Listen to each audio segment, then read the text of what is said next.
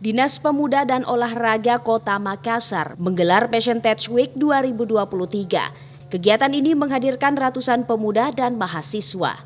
Kegiatan yang dilaksanakan di Hotel Unhas Kamis 24 Agustus itu turut dihadiri Wali Kota Makassar Muhammad Ramdan Pomanto dan Wali Kota Bogor Bima Arya.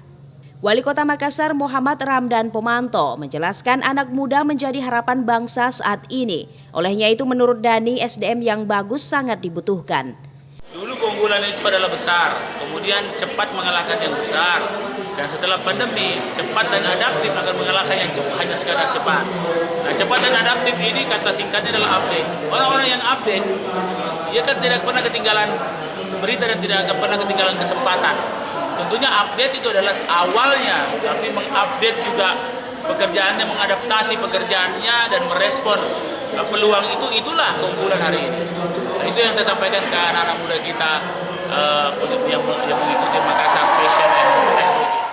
Sementara itu, Wali Kota Bogor Bima Arya mengatakan bahwa salah satu modal untuk menjemput masa depan adalah keberanian untuk mengambil resiko dan keberanian untuk memberikan gagasan.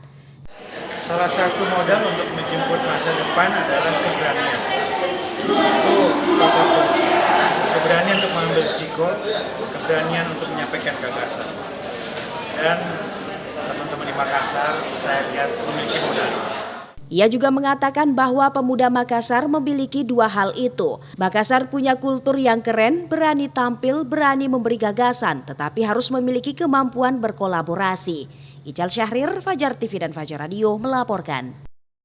Terima kasih telah menonton. Jangan lupa subscribe, like, comment, and share. Saksikan terus informasi terbaru dengan menekan tombol lonceng hanya di channel Fajar TV.